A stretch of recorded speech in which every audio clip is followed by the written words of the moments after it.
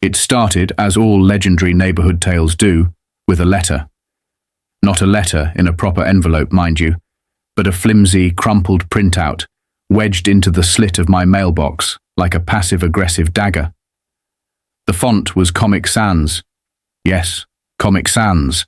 And the header read, "Friendly reminder, community noise expectations." I didn't even have to read past the emoji to know exactly who had sent it. Karen. HOA Karen.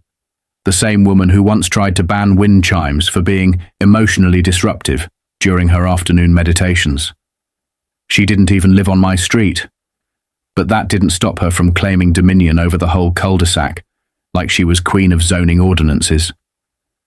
I stood there in my pajamas, mug of coffee cooling in my hand, squinting at the sun-bleached flyer like it was a riddle from a crypt. According to Karen, my ongoing disregard for community quiet hours had been formally observed and logged. The alleged crime? Playing music on a Saturday evening. Not a concert, not a rave. Just some mellow jazz and lo-fi beats while grilling burgers with a couple of friends. The Bluetooth speaker barely made it past the rosemary bush by the patio. Still, the letter claimed the noise was unsettling to neighbors and could lead to formal penalties should the behavior persist. I almost laughed, not because it was funny, but because the whole thing felt so absurd. Karen's house was 2 properties over, diagonally positioned behind a row of hedges and a tall, ivy-covered fence. She would have had to climb onto her patio table and lean precariously over her koi pond just to hear a faint rhythm, maybe the occasional cymbal crash. And yet somehow she managed to be disturbed. This wasn't her first offense. 2 months ago, she left a note about the color of my porch lights, claiming they were too blue and could trigger sadness in seasonal affective types. Another time, she flagged my recycling bins for disorganized sorting and mailed me a laminated chart about proper plastics categorization. I had rolled my eyes, moved on. But this was different. She was attacking my right to host a few friends, enjoy a warm evening, and listen to music that, frankly, could have put a toddler to sleep. I took a deep breath and tried to brush it off. The rational part of me said, "Let it go. It's not worth it." But then I saw the final line of the letter, underlined 3 times and highlighted in yellow. Failure to comply may result in further community action. No signature, no HOA letterhead. Just a smiley face sticker in the bottom right corner like it was a note from a grade school teacher. That's when something in me snapped. It wasn't rage, not yet, but something clicked. A slow, deliberate tick of a petty clock deep in my brain. She wanted quiet? Fine, but I'd give her silence on my terms. I folded the letter carefully, walked inside, and pinned it to my fridge like a declaration of war.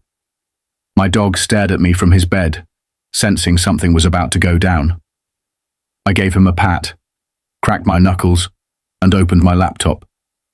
Karen had declared battle, and I was about to draft my response, without making a single sound.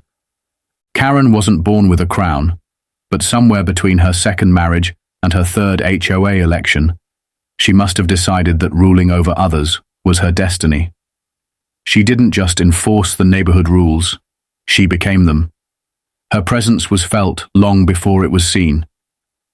You'd know she was coming by the scent of her signature perfume, something powdery and overbearing, and the distinct click of her wedge heels as they struck the pavement like a gavel.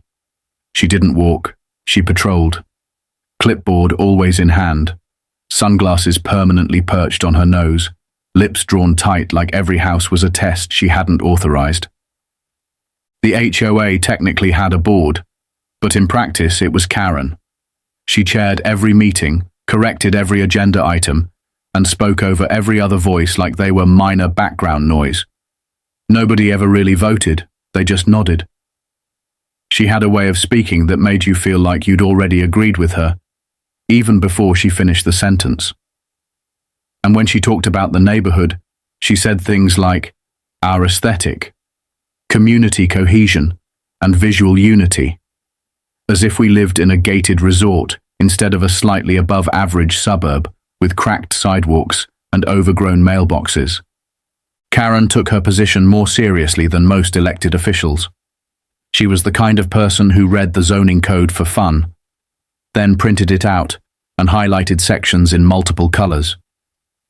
She believed every lawn was a canvas, and hers was the masterpiece. It wasn't even that impressive. A tightly trimmed green rectangle with a couple of dwarf shrubs and a bird bath shaped like a cherub vomiting water. But she maintained it with militaristic precision. I once saw her pick up a single leaf with salad tongs.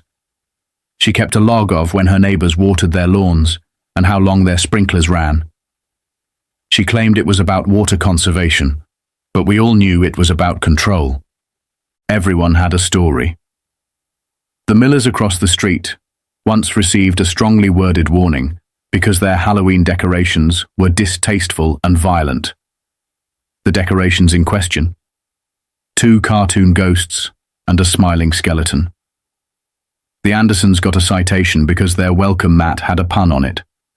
Home is where the bark is, which Karen said could be interpreted as promoting disorder. One neighbor painted his garage door a slightly warmer shade of beige and found himself the subject of a full HOA hearing, complete with a slideshow presentation from Karen titled "Neutrality Matters, Preserving the Peace with Paint." I'd always kept my distance. I smiled when we crossed paths, waved politely, and responded to her unsolicited tips about hedge trimming with vague nods and promises to look into it. But she watched me. I knew she did. The way her eyes lingered a beat too long on my front porch, the way she made comments about how not everyone takes pride in their landscaping, or how some homeowners treat their houses like rentals. Every suggestion was a veiled jab, every smile a chess move. What made Karen truly dangerous wasn't just her pettiness, it was her delusion of benevolence. She truly believed she was the neighborhood's guardian angel. When she enforced a rule, she thought she was saving us from ourselves. When she reported you for something minor, she called it community outreach. She saw herself as a steward of harmony, not the tyrant she so obviously was, and that made dealing with her 1,000 times harder. You couldn't argue with Karen. Logic didn't work. Humor bounced right off her, and anger only fed her sense of purpose. She was a woman who once threatened legal action over a bird feeder. A bird feeder. The seeds attract rodents, she claimed, and rodents don't pay HOA dues. So when she filed that noise complaint, I wasn't shocked. I wasn't even insulted. I was reminded of who she was. The woman who took a neighborhood and turned it into a kingdom, ruled not by law or reason, but by the whims of one woman with a clipboard and a dream. And for the first time in a long time, I didn't just want to survive her. I wanted to outmaneuver her. Quietly. Precisely. Elegantly. It's funny how sometimes the best ideas are born out of petty rage and a half-drunk can of lime seltzer. I was pacing around my kitchen that night, the HOA letter still pinned to the fridge like a participation trophy from hell, when the phrase hit me, noise complaint. I repeated it out loud, almost mocking it. Noise complaint. Like I'd blasted dubstep at 2 a.m. and installed strobe lights on the roof. It was jazz, Karen. Jazz and a couple of clinking glasses. But if she wanted to drag me through the gauntlet over noise, I figured it was time I introduced her to a little concept I like to call silence. The kind of silence that says everything. The kind that makes a point without raising a single decibel. That's when the words fell out of my mouth, and I swear they echoed with divine clarity. Silent disco. It started as a whisper. Then I said it again, louder this time, like a battle cry to the petty gods above. The idea unfurled in my mind like a fireworks display. Ironic, glorious, and beautifully ridiculous. If Karen wanted quiet, I'd give her a party so silent it would rattle her louder than any speaker could. A full-on, flashing, swirling, bass thumping in the headphones silent disco. On her lawn. Of course, I couldn't just show up one day and throw it down like a flash mob. No, this had to be done with care, with the kind of surgical precision Karen herself would respect if she weren't so busy being mortally offended. I pulled out my laptop and started researching. Turns out, silent disco equipment rentals were easier to come by than I expected. Wireless headphones with LED lights that changed colors based on the music channel, a transmitter that could hook into any DJ setup or even a smartphone, and optional extras like fog machines and light-up dance floors. I clicked through the options like a kid shopping for candy. Every detail brought me closer to petty perfection. Next came the logistics. I couldn't risk staging it on my property. That would have been too easy to ignore. No, the real stroke of genius came when I remembered that Karen's meticulously trimmed front lawn was technically public easement land. That narrow strip between the sidewalk and the start of her obsessively fertilized paradise. Not hers. And better yet, it had enough room to comfortably fit 20 or 30 people in wireless headphones having the time of their lives. I spent the next 3 nights planning like a general preparing for war. I sent out messages to a dozen friends, people I knew wouldn't flake and who would absolutely appreciate the absurdity of dancing silently on Karen's grass. I told them to keep it quiet, no pun intended. This had to be a surprise. Everyone was in. In fact, they were too in. Word spread faster than I liked, and soon I had co-workers and neighbors asking, "Hey, is it true you're throwing some kind of rogue dance party?" I'd smile vaguely and say, "Just something for the community. Something peaceful." I ordered the headphones. I scheduled the equipment drop-off. I even printed little info cards to hand out the night of, with instructions on how to connect to the audio stream, and a gentle reminder. No shouting, no whooping, and absolutely no actual music outside the headphones. We're not monsters. One friend volunteered to DJ, while another promised to bring glow sticks and LED wristbands to make it extra festive. This wasn't just going to be a response, it was going to be an experience. The night before the event, I did a stealth walk past Karen's house. The porch light was on, casting long, judgmental shadows over her perfectly swept front step. I imagined her in there, sipping tea, smug with the belief that her complaint had taught me a lesson. And in a way it had, just not the one she expected. Back home, I sat on the couch, headphones plugged in, testing the playlist I'd curated for the occasion. It started with slow, ambient beats, then rose into energetic house music, a little throwback funk, even some silent disco remixes of classical pieces. I imagined her face as a wave of silently dancing bodies overtook her front lawn in coordinated chaos. The lights flashing, the music she couldn't hear, the laughter she couldn't stop. It would be beautiful, it would be legal, and it would be very, very quiet. Karen had declared war with Comic Sans and smiley face stickers. I was going to answer with sequins, synchronized footwork, and the soft glow of righteous revenge. There's a special kind of satisfaction in planning something wildly petty but flawlessly legal. It's like cooking a 5-course meal out of spite. You don't just want it to taste good. You want the presentation to be immaculate, the timing to be perfect, and every guest to leave with a story they'll tell forever. That's exactly the energy I carried into the days leading up to what would soon become known, at least in our neighborhood, as the Great Silent Showdown. I started small. Every good operation begins with reconnaissance. I timed when Karen usually left her house, how long her afternoon walks with her little fluff dog lasted, and when she liked to do her porch-sitting surveillance rounds. She was nothing if not consistent. Every morning at 7:45, she emerged in a velour tracksuit that screamed, "Mall Power Walker," and took a brisk lap around the block. She returned exactly 23 minutes later, gave disapproving looks at whatever lawn decoration offended her most that day, and then retreated inside with a mug of what I could only assume was green tea and unearned self-importance. That gave me a precise window to work with. I scheduled the equipment delivery for the following Thursday morning, a full 3 days before the event. The headphones arrived in neat rows, each glowing faintly, as if humming with anticipation. There were 60 of them. I had only invited 30 people, but I wanted to be prepared for backups, plus the possibility that Karen might try to confiscate a few. I unpacked them carefully, tested each one, and stored them in labeled crates.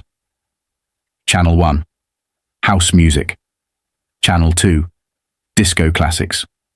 Channel 3, Lo-fi beats for the introverts who came just to sway gently and make a statement. Next, I marked the area on the sidewalk adjacent grass strip in front of Karen's home. I used biodegradable chalk spray and staked a few soft ground lights. Not enough to raise suspicion, but enough to make setup seamless when the time came. I made sure the lights were motion sensitive, not powered on until the movement of dancing bodies activated them. Karen's lawn was about to host the quietest revolution it had ever seen. Coordinating the guests was both fun and nerve-wracking. I created a private group chat titled Operation Whisper Wobble and invited the crew. Each person received a digital RSVP that looked like an invitation to a masquerade ball, but with noise-cancelling headphones in place of masks. I gave everyone a simple set of instructions. Show up at 8 p.m. sharp on Saturday, wear comfortable shoes, respect the silence, and be ready to dance like your landlord's watching. Because in a way, she was. My friend Tanya, a former event planner turned chaotic neutral fairy godmother, offered to help with decorations. She brought over strings of LED fairy lights, glow necklaces, even battery-powered lanterns that flickered like candles. We assembled everything in my garage with the giddiness of teenagers planning a secret prom. She even found biodegradable confetti that we could toss without leaving a trace. I vetoed it. We weren't trying to give Karen a reason to call in hazmat. The goal wasn't to destroy. The goal was to dazzle her into submission. While Tanya handled ambience, I finalized the playlist with my buddy Ezra, who had volunteered as our DJ. Ezra wasn't just a music enthusiast. He treated playlists like narrative arcs. You want to start with intrigue, he said, scrolling through his curated tracks.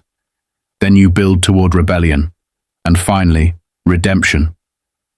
I didn't know what any of that meant, but I nodded enthusiastically as he built a set list that somehow blended Daft Punk, Billie Eilish, ABBA, and a remix of Beethoven's Fifth Symphony. I asked him to end the night with a track that had no beat at all, just ocean waves and seagulls. A kind of auditory mic drop. Every detail mattered. I printed wristbands with tiny icons of headphones and printed laminated silent disco etiquette cards to hand out as guests arrived.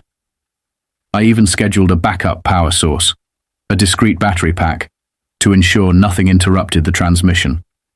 And because I knew Karen would inevitably call the police, I contacted the local department ahead of time.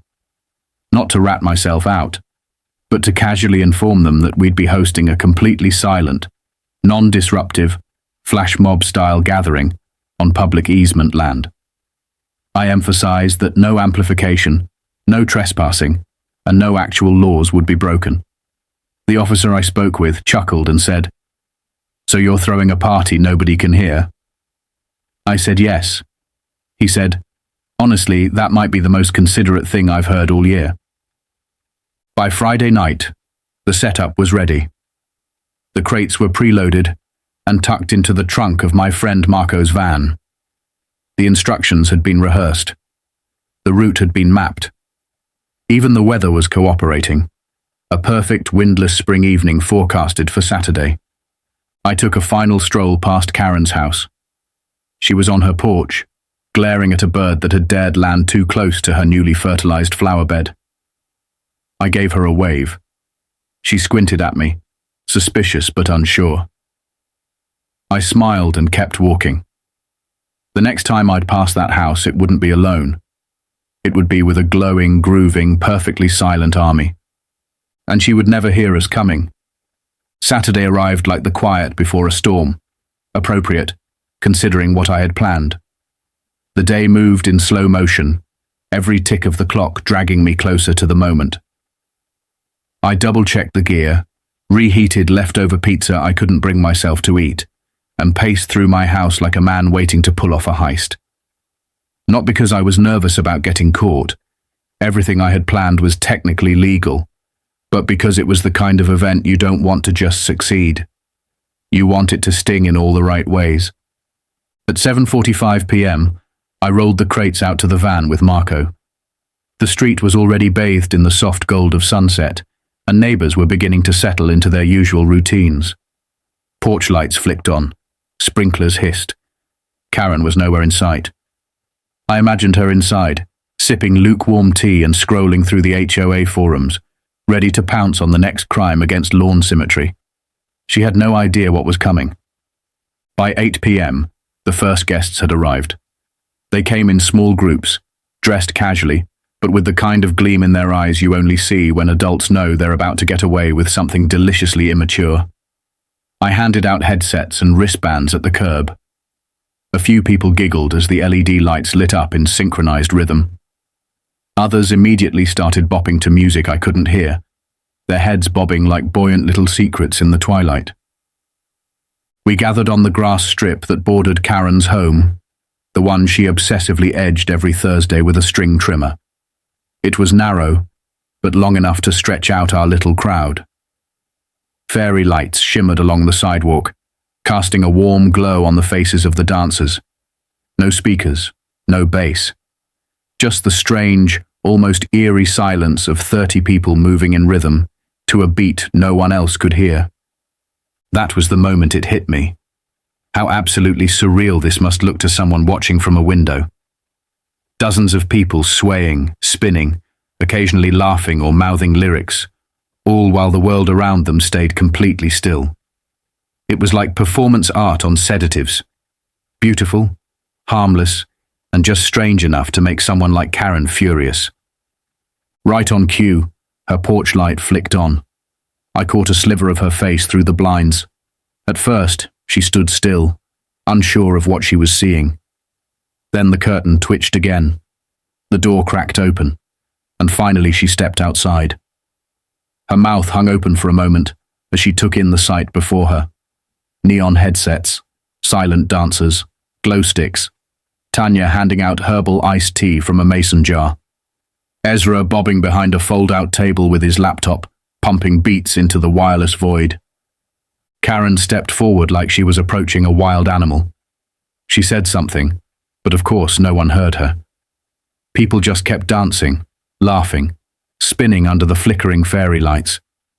A few of them noticed her and smiled, waving like she was just another guest. That made her flinch, like someone had thrown a pie at her dignity. She stormed toward me, eyes blazing with confusion and indignation, and shouted something I couldn't hear through my own headset. I pulled it down and smiled. "Evening, Karen," I said, in the most pleasant voice I could manage. "What is this?" she barked, waving her hands wildly. "What is this thing you're doing on my lawn?" I gestured around. "This is a silent community gathering. You said noise was the issue, right?" "This is harassment," she snapped.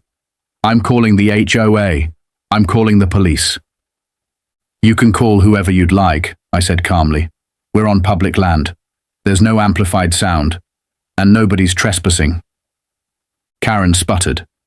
She looked around, hoping someone, anyone, would back her up. But there was no angry mob, no HOA official with a clipboard, just a silent crowd enjoying themselves, legally, respectfully, right in the space she believed she controlled. And then, the moment that cemented this night as legendary.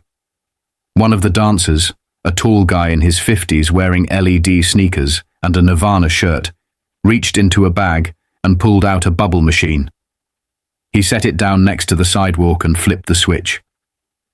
Dozens of shimmering bubbles filled the air, catching the golden light and drifting over Karen's freshly pruned hydrangeas. It broke her.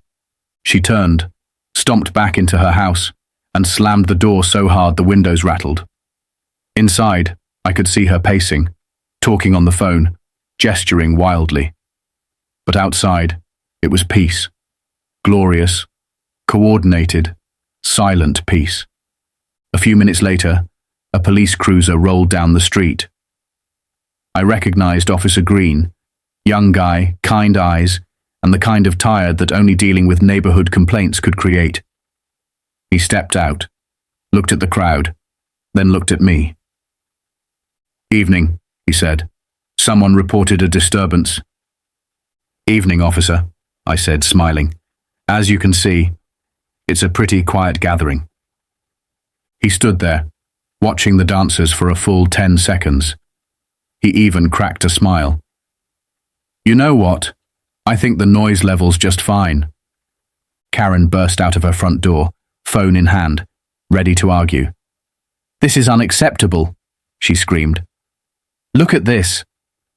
Green shrugged. "Looks pretty legal to me. No ordinance against dancing, no music, no trespassing. I don't see a problem."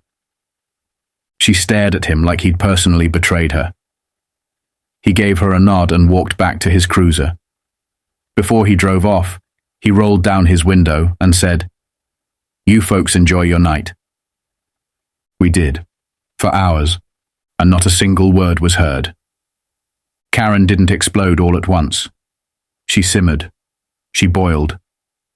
And then she detonated in a series of increasingly desperate, gloriously ineffective outbursts, each one more chaotic than the last, and none of them met with anything but blinking LED lights and silent grins. The moment Officer Green left, Karen stood frozen on her porch, her phone still clutched in a white-knuckled grip like a lifeline to sanity. She clearly expected reinforcements. A squad car, maybe, or a team of men in HOA-branded windbreakers, ready to rope off the scene like a crime had been committed. Instead, she got bubbles. Dozens of them. Still floating through the air from that machine, popping softly against her shutters, her garden gnome's forehead, and once magnificently, right on her nose. She flinched like she'd been struck by lightning. And that, it seemed, was the last thread of composure she had. She stormed back outside, this time without her shoes. Her face was flushed with indignation, hair frazzled from what I assumed had been a frenzied 20 minutes, pacing her kitchen and issuing threats to voicemail boxes. Her voice tore through the night air, but it was just another silent film to everyone around. My guests were lost in the music, swaying and shuffling in glowing synchronization. No one heard her. No one paused. No one cared. Karen's hands shot upward like she was trying to physically grab attention from the crowd.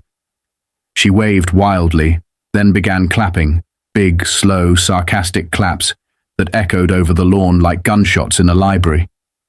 A few people turned, curious. One woman gave a small, polite wave, thinking it was some sort of rhythmic addition to the experience. Karen shouted something, I couldn't make out what, and pointed at the bubble machine like it had violated every clause in the Geneva Convention. Then she kicked it. That got people's attention. The kick wasn't impressive. It was more of a flailing, side-footed tap. The bubble machine slid a foot across the grass, gave a little mechanical whine, and then released a final heroic puff of bubbles, as if it were saluting its own demise. A handful of guests removed their headphones, unsure if they needed to intervene. That's when I stepped in. I walked up slowly, holding my hands out like I was approaching a wild animal. Karen turned to me, her breathing shallow, her eyes locked onto mine like I was the architect of her downfall, which I suppose I was. "Karen," I said calmly, "please stop threatening the bubble machine." She pointed at the dancing guests. "This is an ambush," she snapped. "You've turned my front lawn into a nightclub." I tilted my head. "Karen, I haven't stepped a single foot on your private property. We're on the easement. The space maintained by the city. And there's no noise ordinance being violated. It's silent. Remember?"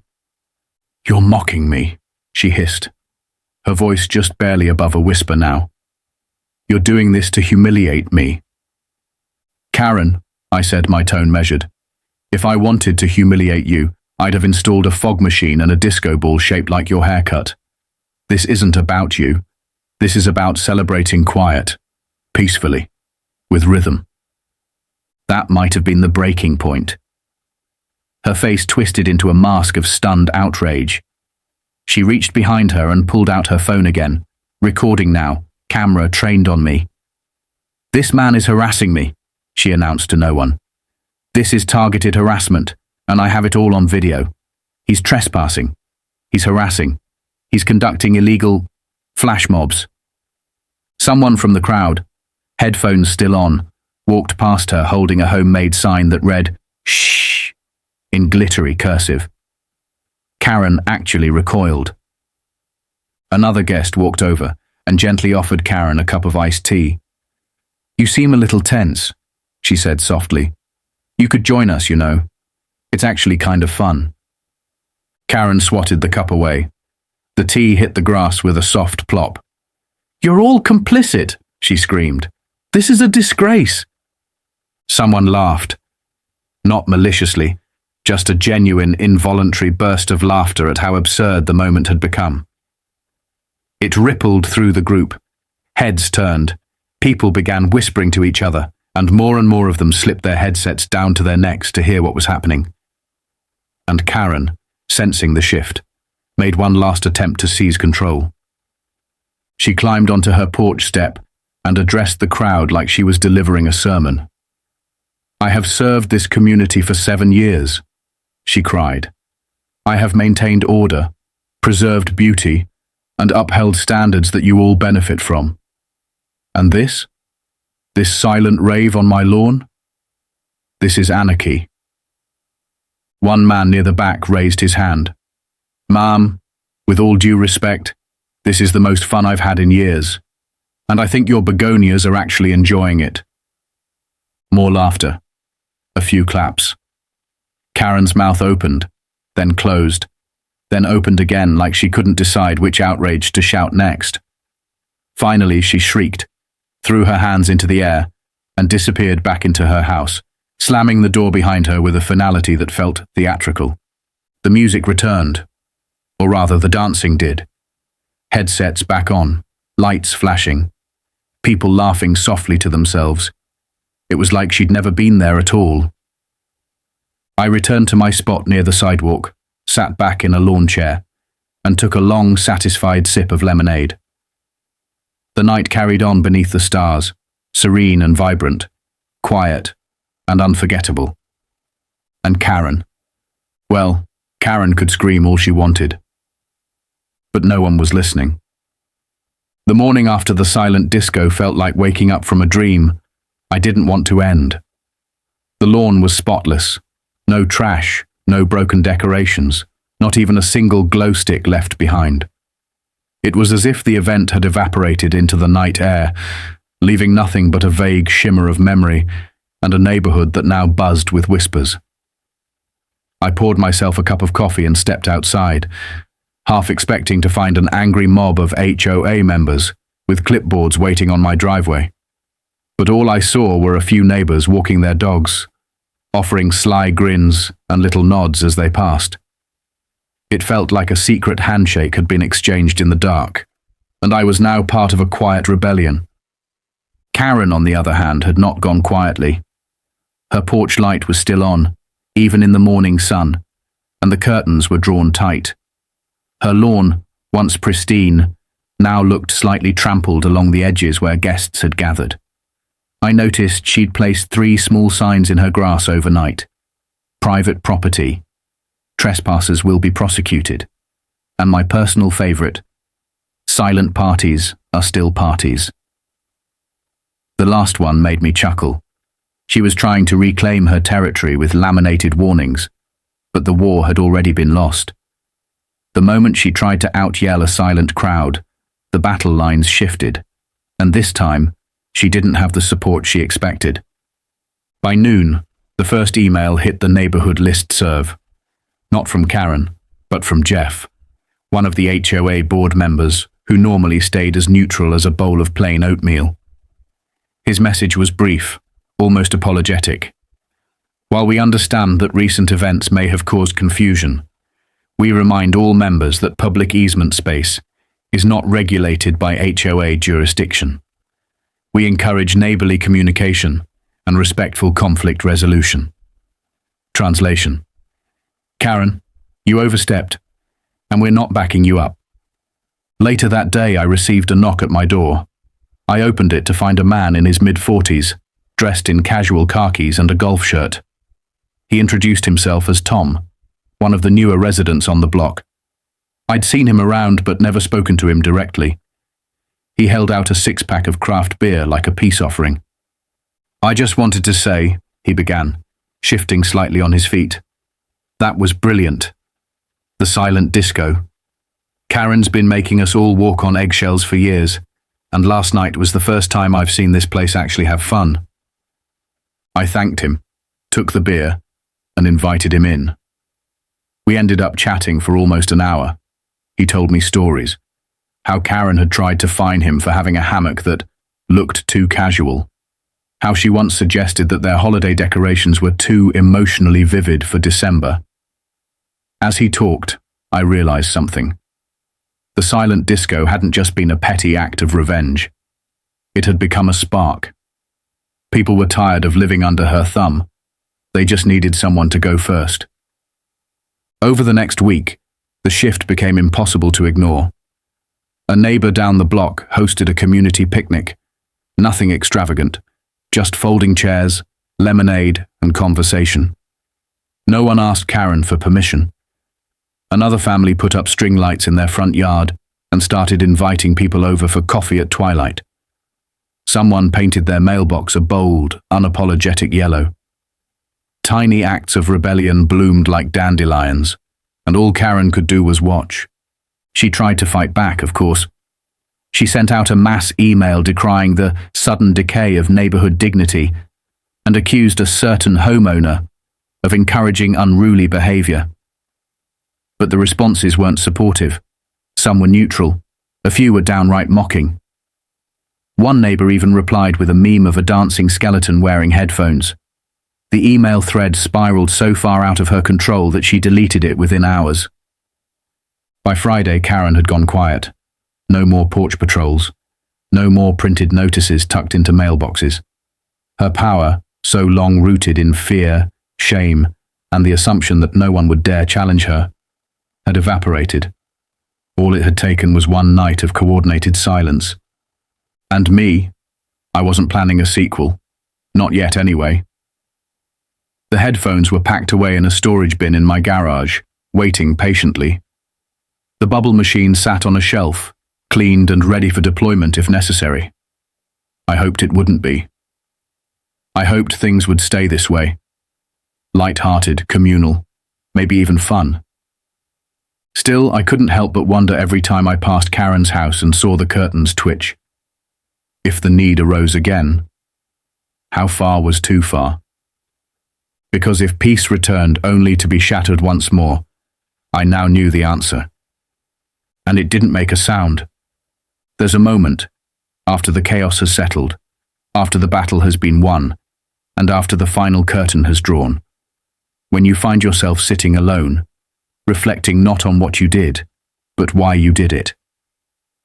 I found myself in that moment one evening, seated on my patio with a glass of lemonade, watching the sun drip slowly below the rooftops.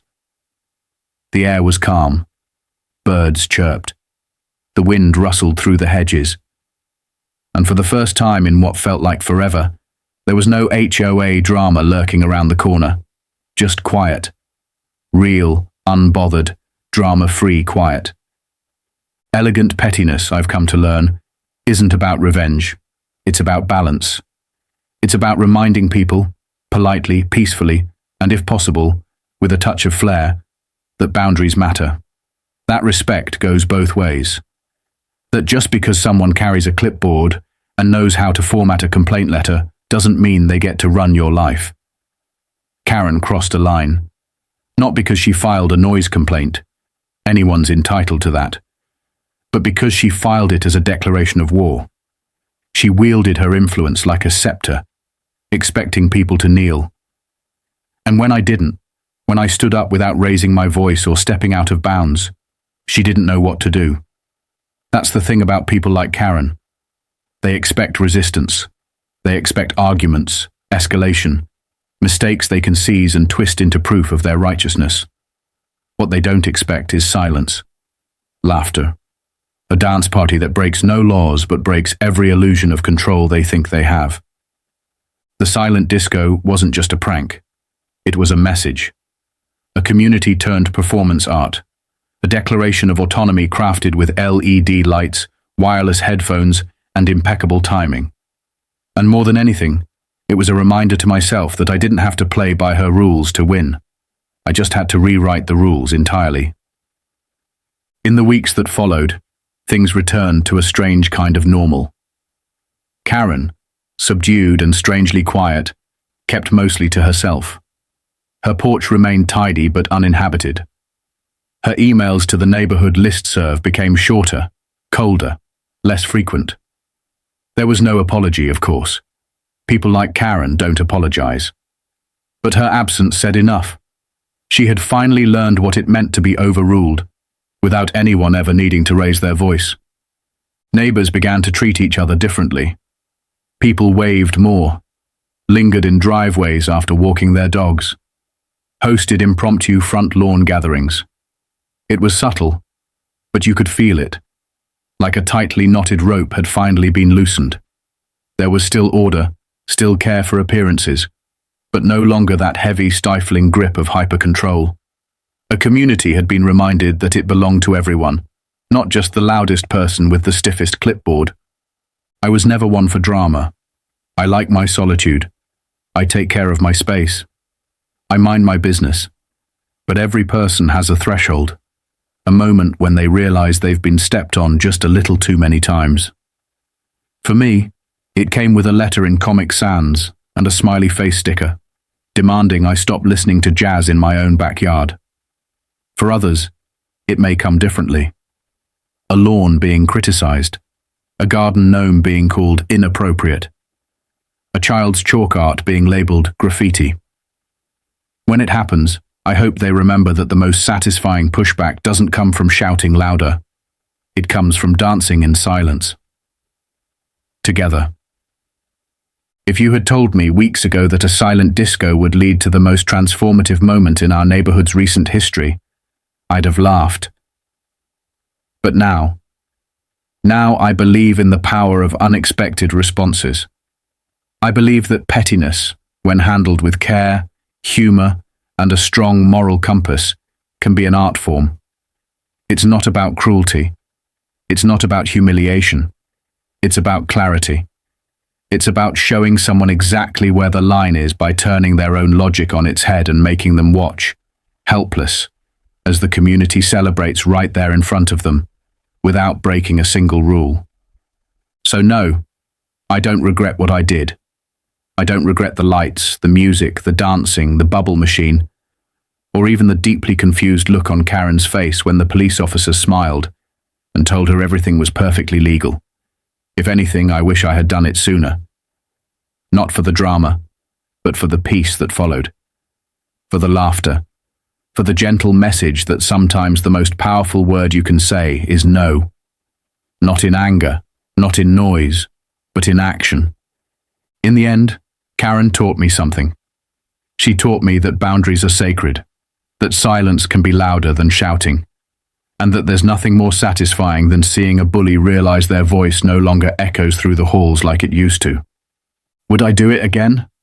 In a heartbeat. Only next time, maybe with fog machines and backup dancers.